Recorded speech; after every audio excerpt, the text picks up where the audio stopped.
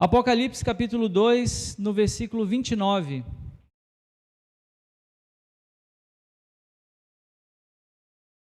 Apocalipse 2, 29. Amém? Todos encontraram? Diz assim a palavra de Deus: quem tem ouvidos, ouça o que o Espírito diz às igrejas. Amém? Quem tem ouvidos, ouça o que o Espírito diz às igrejas. Queridos, o livro de Apocalipse, ele significa, essa palavra, né, Apocalipse, significa revelação. Ele é um livro que traz revelações de Deus, as quais João, que estava na ilha de Patmos, viu, recebeu do Senhor e escreveu sobre coisas que estavam para acontecer. Não temos uma data precisa de quando foi escrito, mas a maioria dos teólogos e algumas bíblias também de estudo trazem em torno ali de 80 a 90 depois de Cristo. Nesse período teria sido escrito essa carta, esse livro, né?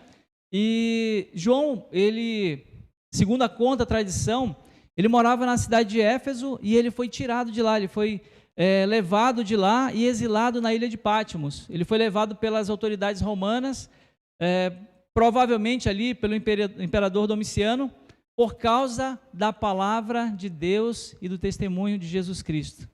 Por causa da palavra de Deus e do testemunho de Jesus Cristo. Então, havia um desejo, uma perseguição ali para que acabasse o evangelho, para que acabasse o cristianismo, que estava crescendo muito. Então, os imperadores começaram a perseguir a igreja. E Domiciano foi um grande perseguidor da igreja. Ele foi um homem que causou muitas mortes, muitas perseguições, e ali então João foi levado para essa ilha. A ilha de Patmos, ela fica a leste do Mar Egeu. Se tiver como projetar aquela imagem ali para a gente ver depois, próximo, né, ao Mar Mediterrâneo, ali já dá para a gente ver, Patmos, né, fica na região que era a Grécia Antiga, hoje pertence à Turquia, né, e fazia parte do Império Romano. E ali estavam as 7 igrejas. Essas não eram todas as igrejas daquela época, né? Eram algumas as quais foram dirigidas as cartas, né, que o Senhor Jesus determinou que João escrevesse, e ali está a igreja de Éfeso, de Esmirna, de Pérgamo, Tiatira, Sardes, Filadélfia e Laodiceia. E cada uma delas tem uma palavra que o Senhor trouxe em especial para elas. Há um entendimento de que essas cartas, elas simbolizam também, essas cartas, essas igrejas, simbolizam períodos do cristianismo, períodos da história do cristianismo, há estudos sobre isso, né? E que elas seriam também para aquelas igrejas em específico, mas também para todas as igrejas. E a palavra de Deus nos diz que João, no capítulo 1, ali de Apocalipse, ele teve uma visão. Diz a palavra de Deus lá em João, em Apocalipse 1, 10, que no dia do Senhor, achei-me no Espírito e ouvi por trás de mim uma voz forte como de trombeta. Então João teve uma visão do Senhor. Ali diz que foi no dia do Senhor. Para alguns, esse dia do Senhor está referindo-se ao domingo, o dia que o Senhor ressuscitou. E para outros seria o dia do imperador, né, que havia ali também uma comemoração. Mas eu prefiro ficar com a versão de que é o dia do Senhor, o domingo, o dia que o Senhor ressuscitou. E a palavra nos diz, nesse capítulo 1 de Apocalipse, que no versículo 11, ele diz o seguinte: escreva um livro, no livro que você vê, e envie a estas 7 igrejas, Éfeso, Esmirna, Pérgamo, Tiatira, Sardes, Filadélfia e Laodiceia. E aí ele começou, né, a ter as visões daquilo que Deus tinha para ele, e disse assim, vi 7 candelabros de ouro, que simbolizavam as 7 igrejas. Um candelabro é um suporte para segurar velas, né? A gente conhece ali o candelabro, é um símbolo também da religião judaica. E entre os candelabros estava um que era semelhante ao Filho do Homem. E aqui tem um significado muito especial. A primeira coisa que nós temos é que aquele semelhante ao Filho do Homem era Jesus. E ele estava entre os candelabros, ou seja, ele está no meio da igreja. Amém? E o Senhor Jesus está aqui nesta noite. O Senhor Jesus, ele passeia no meio da igreja. Ele está aqui conosco. Ele está presente aqui neste lugar para ouvir as nossas orações, o nosso louvor, a nossa adoração. Todas as vezes que nós chegamos à casa do Senhor, é para que a gente tenha um grande temor e um tremor, porque nós estamos diante do Rei dos Reis e do Senhor dos Senhores. Precisamos ter no coração que o nosso encontro aqui não é com as pessoas que vêm louvar o Senhor, com quem vem pregar, com os nossos irmãos, tudo isso é muito bom, mas nós precisamos ter a consciência de que nós temos um encontro com o Senhor Jesus. E a Ele nós prestamos culto e adoramos. E a palavra de Deus ainda nos diz no versículo 13 do capítulo 1 de Apocalipse, que entre os candelabros havia ali alguém semelhante ao Filho do Homem, e a sua cabeça e seus cabelos eram brancos como a lã, brancos como a neve, e seus olhos como chama de fogo, porque ele vê todas as coisas. Ele contempla tudo, não tem nada que ele não possa ver, ele contempla todas as coisas. Seus pés eram como bronze numa fornalha ardente, e sua voz como o som de muitas águas. E tinha na sua mão direita 7 estrelas, que representam os anjos das 7 igrejas que João viu. E da sua boca saiu uma espada afiada de 2 gumes. Sua face era como o sol, quando brilha em todo o seu fulgor. E ele diz que quando ele teve essa visão, ele caiu aos seus pés como morto. Porque a glória de Deus era muito grande.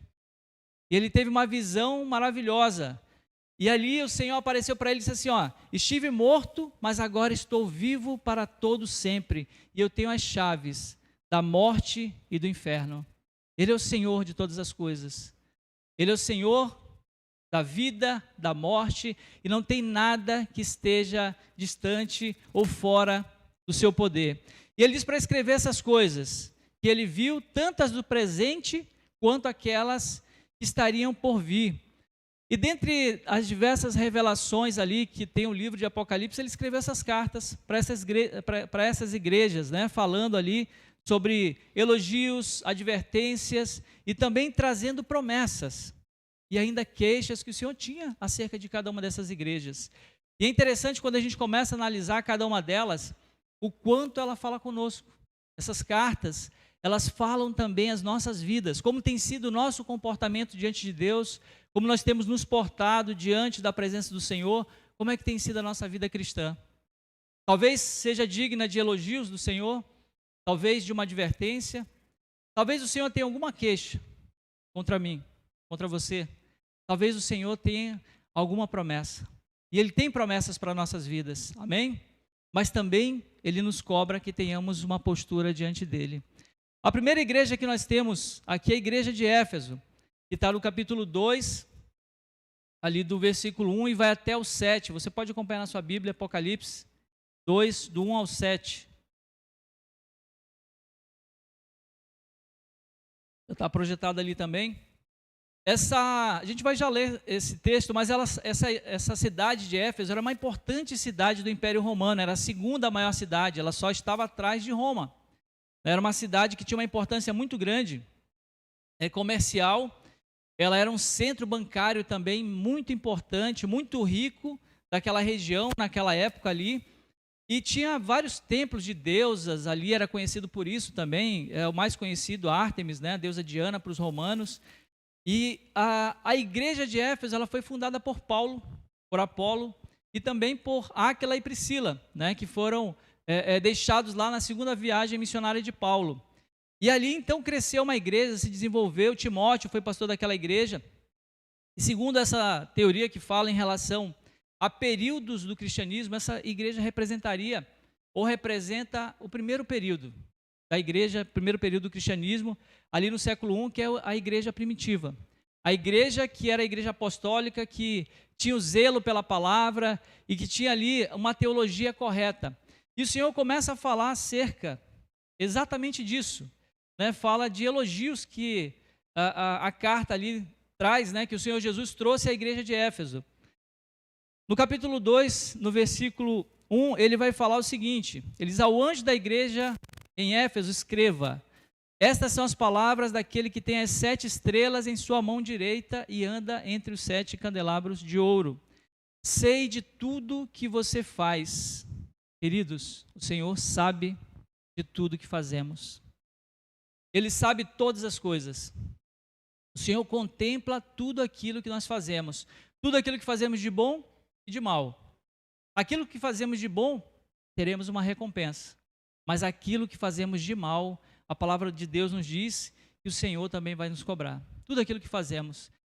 E o Senhor fala ali naquela carta, então, que ele viu o trabalho árduo e a perseverança. Ele traz um elogio dizendo assim, ó, vocês trabalham de fato, vocês fazem algo pelo reino, vocês são perseverantes na fé. E vocês também não toleram os perversos. Né? A Bíblia diz aqui que essa igreja, inclusive, ela examinou aqueles que se diziam apóstolos, mas não eram, que eram mentirosos. Tão grande era o zelo dessa igreja pela palavra, que ela conseguiu confrontar pessoas que se passavam por apóstolos. Isso era muito comum no primeiro século. As pessoas escreviam cartas, escreviam livros, se passavam por apóstolos, diziam que tinham também sido chamados pelo Senhor, e eles confrontaram e viram, olha, essa teologia aí não é verdadeira. Vocês não tiveram com o Senhor, vocês não são de fato apóstolos, vocês são mentirosos. E eles confrontavam, né? E a palavra ainda diz que sofreu por meu nome com paciência, sem desistir. Aqui um ponto muito importante para a gente guardar no nosso coração. Nós podemos passar por tribulações, estava conversando agora há pouco com a Aline, né, sobre isso, que nós devemos adorar o Senhor pelo que Ele é. Ele é Deus, né, aquilo que louvamos agora há pouco. Independentemente daquilo que está acontecendo na nossa vida, se as coisas não estão de acordo com aquilo que planejamos ou gostaria que fosse, Ele continua sendo Deus. E a gente pode passar por tribulações, por dificuldades, mas precisamos permanecer firmes, sem desistir.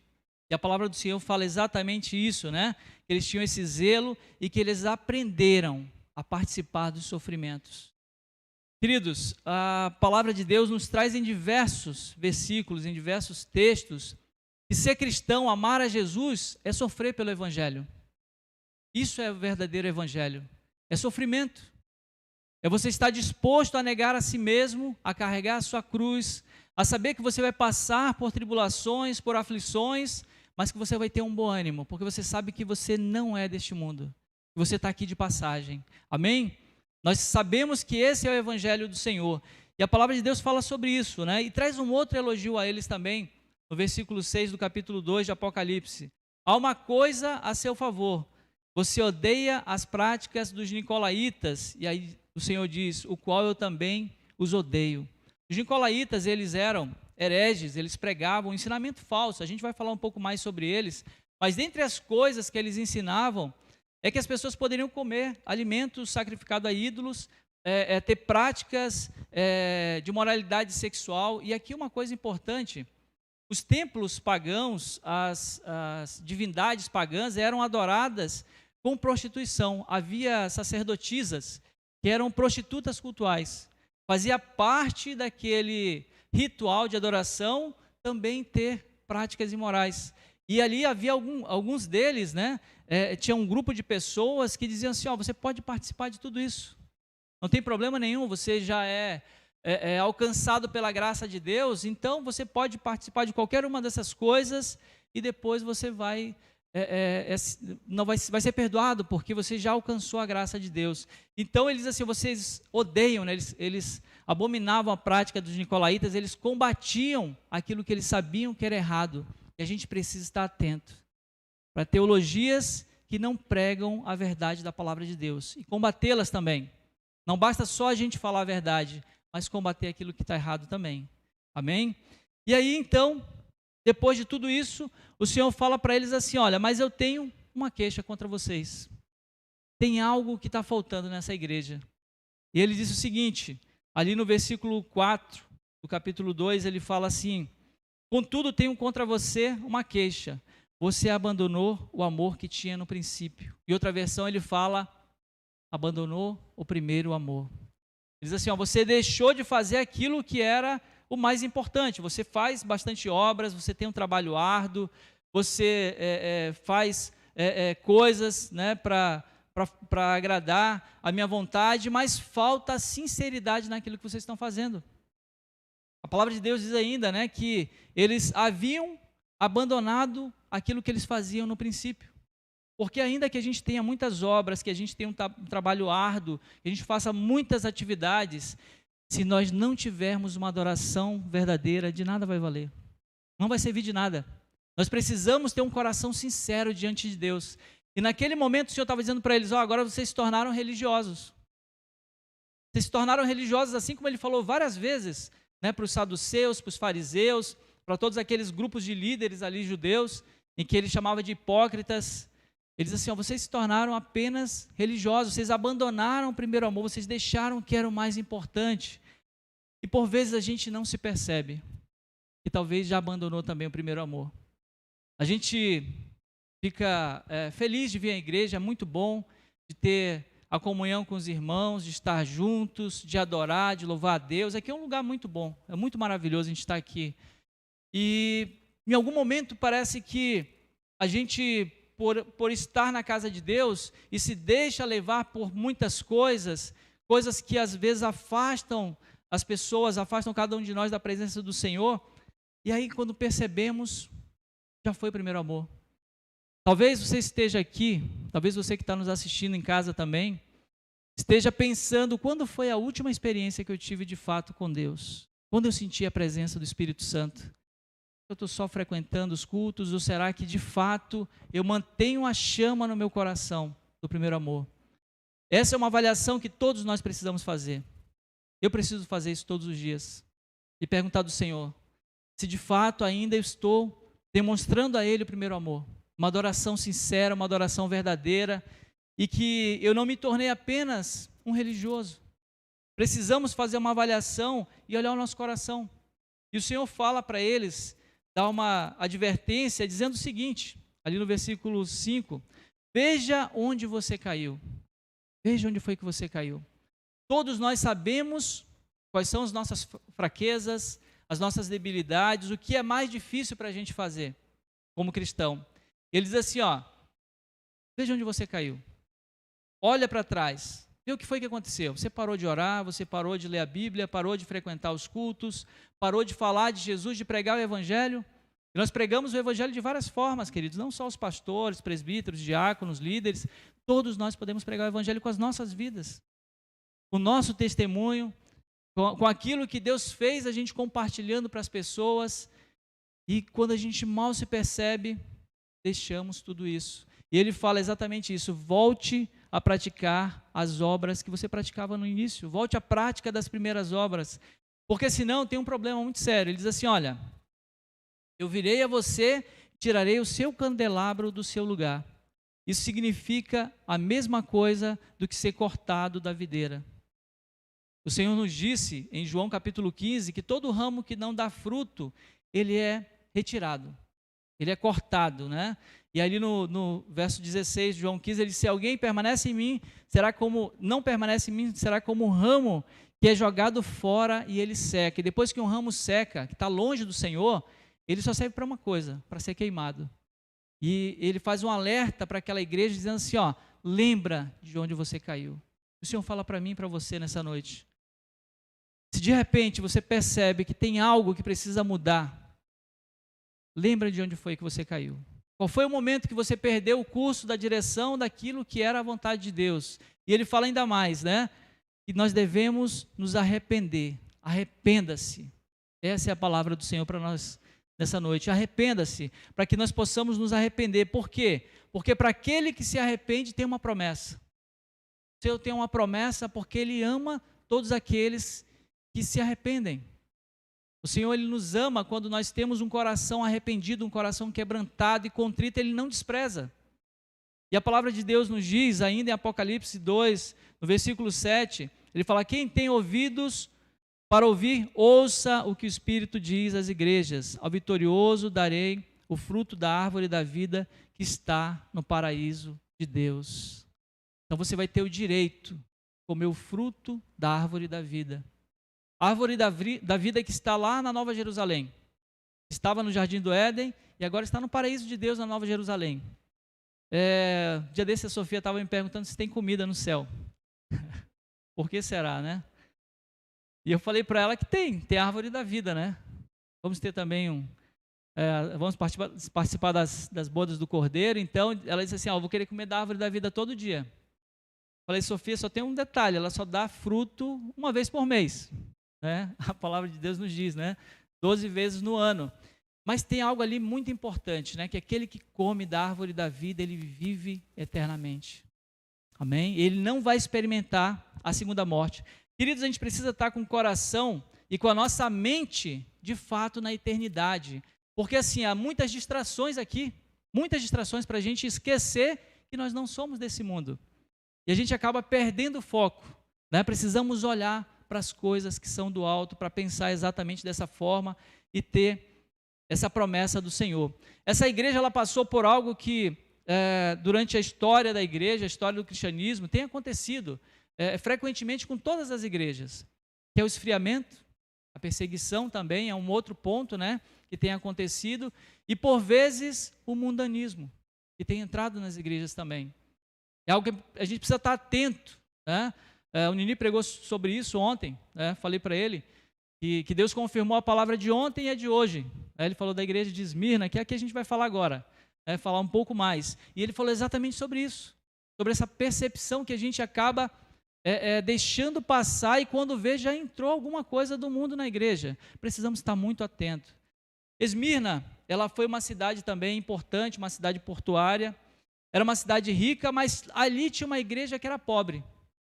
A cidade era muito rica, mas a igreja era pobre e passava por muitas perseguições, que foi a palavra de ontem, né, Nini? Sobre muitas perseguições, ela não tinha a riqueza, por exemplo, da igreja de Laodiceia, era uma igreja pequena. Em Apocalipse 2, 8, a partir do versículo 8 até o 11, fala assim, ó: ao anjo da igreja em Esmirna escreva: estas são as palavras daquele que é o primeiro e o último, que morreu e tornou a viver. Conheço as suas aflições e a sua pobreza. Novamente o Senhor fala: eu conheço as tuas obras. Eu sei o que você está fazendo. E tudo aquilo que você faz pelo Senhor, você será recompensado.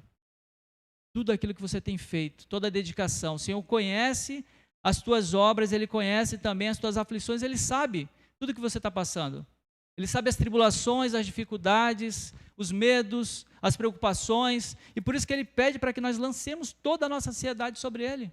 Porque Ele conhece, Ele diz assim, não ande ansioso por coisa alguma, né? Basta um cuidado. Tem até um louvor muito bonito, né, Aline, que fala sobre isso, né? Somente um cuidado, né? Para que a gente possa cuidar de uma coisa só, que é adorar o Senhor, de colocar a nossa vida diante do Senhor. E aqui diz o seguinte, que ele conhecia as aflições, a pobreza, mas ele diz assim, você é rico. Era uma igreja pobre, uma igreja que não tinha tanta influência, né? O Nini falou muito bem sobre essa questão, não era uma igreja que tinha talvez um impacto tão grande quanto outras igrejas grandes, mas ela tinha algo muito especial. Ela tinha a maior riqueza, que era a riqueza espiritual. E essa tem que ser a nossa maior riqueza. Em boas obras, riqueza em amor ao Senhor, em fidelidade, essa tem que ser a nossa riqueza. Eu louvo a Deus aqui, a Ângela falando sobre missões, e algo que está no meu coração e está no coração dessa igreja, nós louvamos a Deus, porque nós somos uma igreja pequena. Nós somos uma igreja que talvez não tenha um impacto tão grande quanto outras igrejas aí, e nós não estamos tirando mérito de nenhuma igreja grande. Aquelas igrejas que são grandes, mas que também têm o princípio do Senhor, glória a Deus por isso.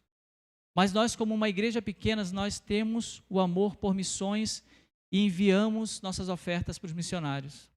Nós fazemos a obra do Senhor. Mas assim como a igreja de Éfeso também, precisamos cuidar para não fazer só obras. Para não deixar também morrer o primeiro amor. Para não correr esse risco. E essa igreja de Esmirna, a palavra do Senhor fala que ele conhecia também, né, as dificuldades, as aflições, a pobreza, mas era uma igreja rica em obras. E para essa igreja tem algo interessante, porque não teve nenhuma advertência, nenhuma queixa. Que a gente seja como essa igreja de Esmirna. Que o Senhor não tenha nada para reprovar, para olhar para você e para mim e dizer assim, viste o meu servo, Arthur? Como o Senhor falou ali para o diabo, né? Tu viu meu servo Jó? Já viu como que ele procede, como que ele anda, qual é o comportamento dele? Ele é um homem reto, íntegro, que se desvia do mal. Né? Não tem nada que você possa reprovar na vida dele. E que assim seja a nossa vida também. E ele fala então sobre a perseguição que essa igreja sofreu. Ali no capítulo 2, no versículo 10, na primeira parte do versículo, ele fala, não tenha medo do que está prestes a sofrer. Eu achei muito interessante o que o Nini falou ontem, quando Deus fala assim, não temas, prepara. Quando o Senhor fala assim, não temas, espera que vai vir tribulação, vai vir dificuldade, vai vir luta, mas também já tem a vitória, que o Senhor já te garantiu.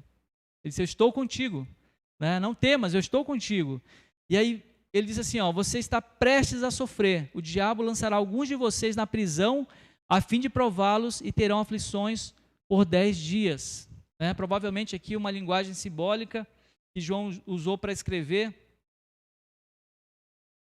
talvez um período em que aquela igreja iria passar por tribulações, e no ano de 330 depois de Cristo, conta a história que essa cidade de Esmirna, ela se tornou uma arena de martírio dos cristãos.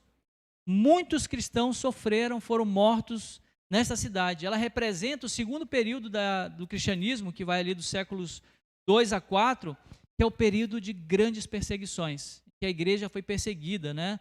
E conta-se também que em Esmirna os crentes eram arrancados das suas casas, capturados nas feiras e levados presos. O John Foxe, que é o autor do livro O Livro dos Mártires, ele descreve algumas dessas perseguições ali feitas pelo imperador Marco Aurélio, e ele diz assim, alguns dos mártires eram obrigados a passar com os pés já feridos sobre espinhos e cravos, conchas afiadas e etc. Outros eram açoitados até que seus tendões e veias ficassem expostos, e depois de haverem sofrido os mais atrozes tormentos já inventados, eram mortos das maneiras mais terríveis. Então houve muita perseguição e muita morte. Ele fala também sobre Policarpo, que o Nini comentou ontem, que era o bispo, o pastor daquela igreja, e ele foi também perseguido, ele já estava em idade avançada, e depois que ele foi preso, ofereceram para ele a possibilidade dele ser liberto. Ele disse, olha, se você blasfemar contra Deus, se você negar a Cristo, a gente te liberta aqui. Você vai passar por uma morte terrível, você vai ser torturado, você pode ser queimado. E ele disse assim, olha, não vou negar o meu Senhor. Policarpo, ele respondeu diante de tudo isso, ele disse, olha, eu sirvo há 86 anos o Senhor, ele nunca fez mal para mim. Por que eu iria blasfemar contra o meu Senhor, meu Salvador? Por que nós que já passamos por tantas dificuldades, você lembra de todas elas e o Senhor conhece todas, por que nesse momento agora a gente abre mão do Senhor? E há muitas outras perseguições, muitas coisas que nós talvez não temos ideia. A palavra de Deus aqui, ela fala em Mateus 24, no versículo 9, que o Senhor nos advertiu que então eles os entregarão para serem perseguidos e condenados à morte, e vocês serão odiados por todas as nações por minha causa. Isso aqui também está escrito na palavra. Talvez a gente não tenha noção, não tenha uma percepção muito clara dessas perseguições. Uma quarta-feira aqui o pastor Valdir também citou algo muito terrível, né, pastor, que aconteceu com missionários, e que acontecem pelo mundo, e que pelo fato de nós termos uma liberdade religiosa garantida na nossa Constituição, que é uma bênção para as nossas vidas, nos deixa um pouco acomodados. Porque assim, o que a gente está fazendo com a nossa liberdade religiosa? Tem tantos outros irmãos passando muita dificuldade, porque eles não têm essa liberdade que a gente tem de estar aqui com as portas abertas. Mas um dia isso vai passar. Talvez nós sejamos essa igreja do arrebatamento. Talvez nós vamos passar por tribulações como nunca vimos. Será que estamos preparados, assim como Policarpo, e depois foi atado a uma fogueira? A história fala que ele foi traspassado por uma espada e teve o seu corpo queimado, mas não abriu mão da sua fé. Até onde a gente está disposto? O Augusto Nicodemos, falando sobre essas perseguições, falando sobre essa igreja, ele fala algo muito importante. Ele diz assim, a gente vê muito, muito essa questão dos mártires, daqueles que não foram fiéis, não negaram o Senhor até o fim, mas muitos outros que não foram relatados, eles abriram mão da fé, para não serem queimados, para não serem torturados. De que lado a gente vai ficar? É difícil, queridos, a gente pensar nisso, Porque nós temos essa liberdade e isso é uma bênção, mas temos muitos cristãos sendo torturados exatamente nesse momento, morrendo por causa da fé. Tem uma edição eletrônica da revista Isto É. Eu falei sobre essa estatística de perseguição à igreja no ano passado, numa outra pregação, sobre os dados de 2020. Agora eu quero falar para vocês de 2021. Essa revista ela diz o seguinte, na sua publicação de número 2736, que a ONG francesa Portas Abertas, ela fez um estudo dizendo o seguinte, que mais de 360 milhões de cristãos foram perseguidos no mundo em 2021. Em 2020, foram 340 milhões. E agora nós tivemos 20 milhões a mais. A perseguição está aumentando. Está aumentando essa perseguição. E aí o estudo ainda fala que, isso considerando todos, né, católicos, ortodoxos, protestantes, evangélicos, todos os cristãos em 76 países. E ele fala ainda que 5.898 cristãos foram assassinados. Um número próximo de 6 mil foram assassinados por amor ao Evangelho. E houve um aumento de 24% em relação a 2020. Continua aumentando. Perseguição e as mortes por conta do amor a Cristo, o amor ao Evangelho. E está aumentando cada vez mais. Se a gente perceber do ano passado para cá, a gente percebe no nosso meio, não uma perseguição direta ao Evangelho, ao cristianismo, a nós, mas a gente já percebe de modo geral que há uma dificuldade da gente falar de Deus. Você pode falar sobre qualquer coisa, em qualquer instituição, mas se você falar de Deus, de Jesus Cristo, você sofre algum tipo de retaliação por isso. E a gente precisa ter um cuidado e ter aqui, queridos, uma preocupação também. Quem nós vamos eleger como os nossos representantes? Eu já falei aqui que eu não uso esse púlpito, nenhum dos pregadores usam para falar de política, mas a gente precisa estar atento. Quem nós vamos eleger? Pessoas que estão comprometidas com o sistema ou comprometidas de fato com a palavra de Deus, com a família, com aquilo que são os princípios que nós seguimos. Precisamos estar atentos a isso, porque está se aproximando de nós. E louvado seja Deus, porque ainda temos esse privilégio de servir ao Senhor. E aqui esse estudo fala que 8 em cada 10 pessoas que morreram, cristãos, foram na Nigéria. Fala também que cerca de 5.110 igrejas foram invadidas, destruídas e fechadas no ano passado. Também um número superior ao de 2020, que foi em torno de 4.500. Continua aumentando. E somente na China, cerca de 60% desses números estão na China, onde mais se fecha igrejas. E segundo essa ONG aqui, Portas Abertas, há um aumento também, né, de 44% no número de cristãos detidos por causa da fé, cristãos que foram presos, né, cerca de 6.175 casos de prisões. Estamos preparados, como Policarpo, para ser preso, para ser torturado?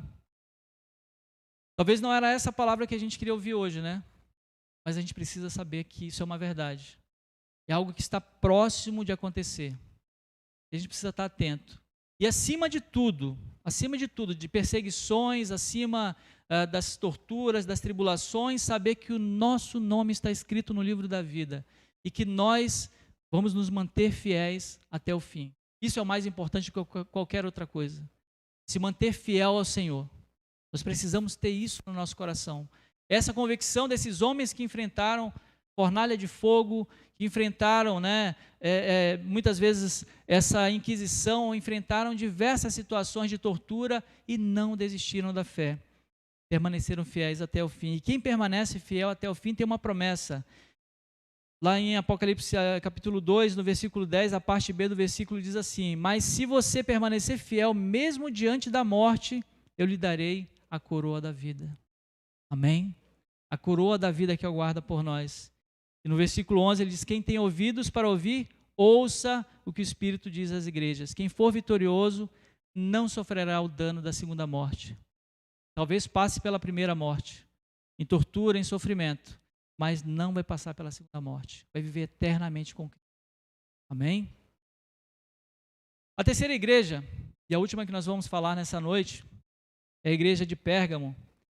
É uma igreja também daquela região ali da Turquia, uma igreja uma igreja que vivia numa cidade, né, que estava numa cidade também muito rica, muito famosa. Era uma cidade que era conhecida por uma grande biblioteca, né? Havia ali naquela cidade de Pérgamo uma biblioteca que era a maior do mundo antigo. Ela era muito conhecida pela sua percepção através, né, do conhecimento, dos livros. Tinha uma biblioteca cerca ali de, segundo aqui conta a história, né, o acervo chegava a quase 200 mil volumes, né? Então ela era muito famosa por isso. E até o nome pergaminho, né, que é aquela pele de animal que é curtida e era feito ali para escrever também, que substituiu, né, substituiu ali o papiro do Egito, digamos assim, que é dedicado a eles, né, acreditado a eles essa origem, né, também em relação ao pergaminho. E eles tinham muitos livros, mas talvez faltou para essa cidade, faltou para esta igreja se dedicar à leitura de um livro, o livro dos livros, a Bíblia. E nós temos esse privilégio, nós temos aqui em nossas mãos a palavra do Senhor. Talvez você tenha mais de uma versão da Bíblia, você tenha esse privilégio de ter em suas mãos um livro tão precioso e que muitos desses irmãos que estão nesses países perseguidos não têm. E a gente precisa dar valor. Precisa dar valor a esse livro. Precisamos dar valor a esse livro, porque é nele que está a vida eterna. Precisamos examinar com cuidado a palavra do Senhor. E a igreja de Pérgamo, ela representa o terceiro período da história da igreja, que vai ali do século 4 até o século 6, que é onde o Império Romano uniu a igreja ao Estado. Há ali aquela falsa conversão de Constantino, em que ele institui ali o cristianismo como religião oficial do Estado, e ali você tem uma falsa união. Então, é marcada por esse período em que você tem o cristianismo unido com muitas idolatrias. Apocalipse 2, do versículo 12 a 17, você pode acompanhar sua Bíblia. Apocalipse 2, 12 a 17, diz assim: ao anjo da igreja em Pérgamo escreva, essas são as palavras daquele que tem a espada afiada de 2 gumes. E aí ele vai falar algo sobre o que é elogiável naquela igreja. Diz assim no 13: conheço o lugar onde você vive, a cidade onde está o trono de Satanás. Ainda assim você permanece leal a meu nome e recusou-se negar sua fé em mim. Até mesmo quando Antipas, minha testemunha fiel, foi morto onde vocês vivem, o lugar de habitação de Satanás. E aí ele fala aqui então que é um elogio para essa igreja, um elogio importante, né? Porque eles vivem ou viviam ali no lugar onde estava o trono de Satanás. Há uma referência histórica do que seria esse trono de Satanás. Essa cidade ela era dedicada a diversos deuses, né? A panteão de deuses romanos, greco-romanos. E ali estava também o templo, né? de diversos deuses, como de Zeus, de Atena. E ali nessa cidade instituiu-se pela primeira vez também o culto ao imperador vivo. César Augusto foi ali em 29 a.C., instituiu essa adoração. E eles adoravam, né, ali também aos imperadores, como de fato, como se fossem deuses, assim como os egípcios faziam também com seus faraós. E conta a tradição que Antipas ele recusou adorar o imperador, e por isso ele foi levado à morte. Ele foi conduzido a um templo dessas divindades e foi colocado dentro de um touro de bronze e queimado vivo. Também porque ele não aceitou se curvar à imagem de um imperador, adorar, né, essas imagens. E há uma severa repreensão para essa igreja. No versículo 14 do capítulo 2, ele fala o seguinte: no entanto, tenho contra você algumas coisas. Você tem aí pessoas que se apegam aos ensinos de Balaão, que ensinou Balaque a armar ciladas contra os israelitas, induzindo-os a comer alimento sacrificado a ídolos e a praticar imoralidade sexual.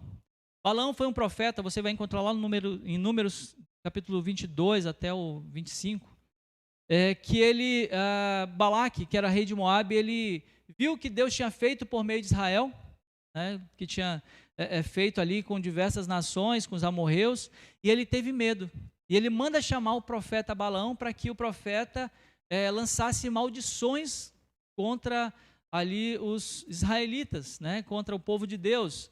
E ele até vai, ele até tenta, ele recebe uma promessa, né, de receber dinheiro por isso, e ele tenta amaldiçoar e ele não consegue. E Deus diz assim: o que você está fazendo? Você não pode amaldiçoar aquilo que é abençoado.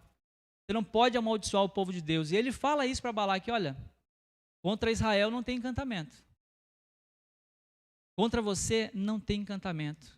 Enquanto você estiver na presença do Senhor, nada pode ser feito contra você. Eles podem te tocar na carne, mas na tua alma e no teu espírito não pode ser tocado, porque ele pertence ao Senhor. Amém? E ali eles, Balaão então é esse profeta, é aquele profeta que a jumenta falou com ele, né, que a gente conhece, já ouviu falar, e em determinado momento, depois que ele chegou ali para Balaque, disse, não posso amaldiçoar esse povo, ele disse, não, vai lá, e o Senhor disse, não vai, não acompanha mais esses homens, e aí depois Balaque manda outros líderes, ele vai lá, acompanha, né, esses novos líderes ali, mesmo quando Deus disse para ele não ir mais, e a jumenta que ele estava montada ali, Deus abre a boca e ela fala, não vai, porque Deus abre os olhos dele depois também, ele vê que tem um anjo com uma espada ali, pronto para matá-lo. E ali ele percebe que ele não deve fazer isso. Então, aqui a palavra do Senhor nos diz que alguns que estavam nesta igreja de Pérgamo, eles seguiam essas doutrinas de Balaão. E qual que eram as doutrinas, né? Eram as mesmas dos nicolaítas. Depois a gente vai ver que o povo de Israel, lá em Números 26, eles acabou se contaminando com as mulheres moabitas, adorando deuses, comendo comida sacrificada a ídolos, e Israel acabou sendo, de alguma forma, né, levado ao engano. E os nicolaítas, que é aqueles que nós falamos ali no início, eles eram esses que induziam os irmãos a ter uma prática pecaminosa, mesmo estando na igreja. Parece algo absurdo para nós, né? Mas isso não é tão absurdo se a gente pensar quando os nicolaítas de hoje podem dizer o seguinte, isso não tem nada a ver. Não tem problema, você é cristão, mas você pode se envolver com as coisas do mundo. Não tem problema você beber, você se embriagar, você ter relações sexuais antes do casamento ou fora do casamento, ou se prostituir, porque você é cristão. É só pedir perdão que Deus perdoa. Queridos, não é assim. Isso é pecado. E é um pecado que Deus abomina.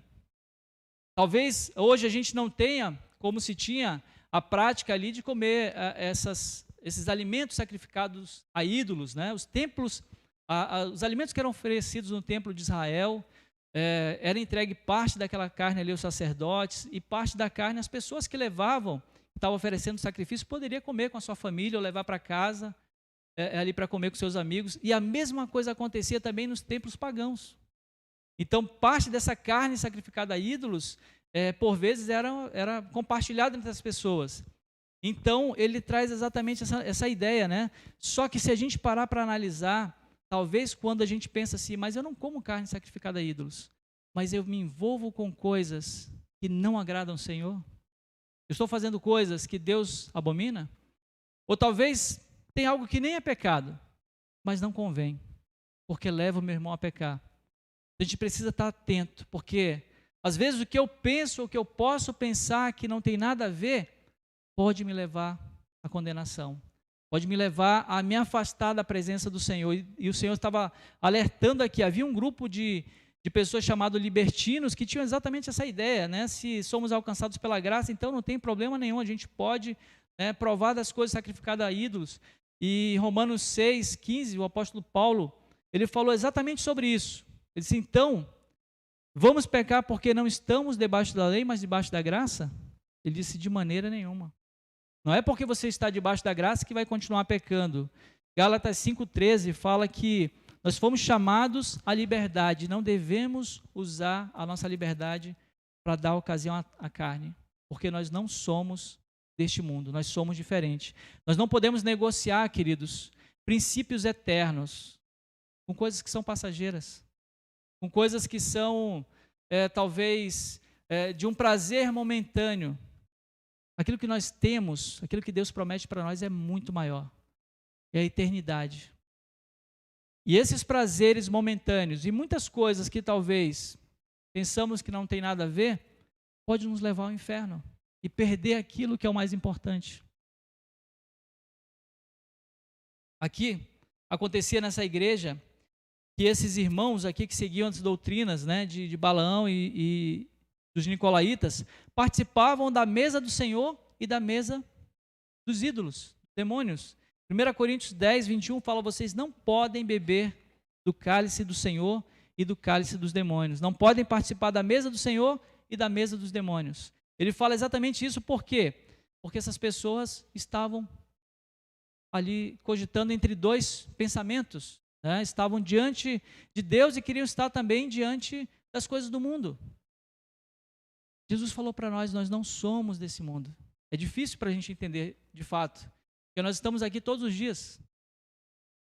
Mas quando a gente começa a ter a mente na eternidade, peregrinando nessa terra, como nós estudamos na nossa meditação ali do nosso livro devocional, a gente começa a ter uma outra atitude. Não dá para amar a Deus, servir ao Senhor e servir também as coisas do mundo. Mateus 6:24 fala que ninguém pode servir a dois senhores, pois odiará um e amará o outro, ou se dedicará a um e desprezará o outro. Josué estava diante do povo, Josué capítulo 24, no versículo 15, ele fala que eles deveriam fazer uma escolha. Assim, olha, vocês precisam escolher o que vocês querem. Vocês querem servir ao Senhor ou querem servir aos deuses? Qual é o desejo de vocês? Ele disse assim, mas eu e a minha casa serviremos ao Senhor. Amém? Que você faça essa escolha todos os dias. Que eu faça essa escolha todos os dias. Que possamos tomar uma atitude de servir ao Senhor diante de qualquer outra coisa. Querido, toma uma atitude na tua casa, como liderança espiritual, para servir ao Senhor. E tem coisas que a gente às vezes não se percebe, que são muito sutis, porque o inimigo ele faz isso, ele é sutil. E a gente começa a ter uma atitude de percepção espiritual e de fato eliminando tudo aquilo que desagrada o Senhor. Todos os dias nós precisamos fazer essa avaliação e pensar, o que eu devo fazer, né, para agradar ao Senhor, se tem algo que está desagradando ao nosso Deus. E para concluir, eu quero voltar ao texto que foi lido ali no início, Apocalipse 2:29. Quem tem ouvidos, ouça o que o Espírito diz às igrejas. Quem tem ouvidos, ouça o que o Espírito diz às igrejas. O Senhor conhece as nossas obras. Não somos salvos pelas obras, mas nós somos chamados para boas obras. Então, que as nossas obras sejam boas, para que a gente possa, de fato, né, assim, fazer obras que agradem ao Senhor. Não porque receberemos uma recompensa, isso é um privilégio que temos, mas para que possamos glorificar o nome do nosso Deus. Ele seja glorificado em nossas vidas. Se por acaso, de repente, assim como na igreja de Éfeso, alguém percebe que abandonou o primeiro amor, essa é uma oportunidade. O Senhor fala para nós, arrependa-se. O Senhor nos está dando essa oportunidade nessa noite, para que a gente possa se arrepender, para que a gente possa ter uma outra atitude a partir de hoje. Uma outra atitude diante do Senhor. Não se contaminar como aqueles que seguiam as doutrinas de Balaão, dos Nicolaitas, né, como acontecia em Pérgamo. Não se contaminar com as coisas do mundo. Mais vale a gente abrir mão de algumas coisas por amor ao Senhor do que perder a vida eterna. Por um prazer momentâneo, por coisas pequenas, que talvez nos agradam hoje, que sejam para aos nossos olhos boas, mas que vão nos levar à condenação. Então o Senhor nos fala, nós devemos nos arrepender. Amém?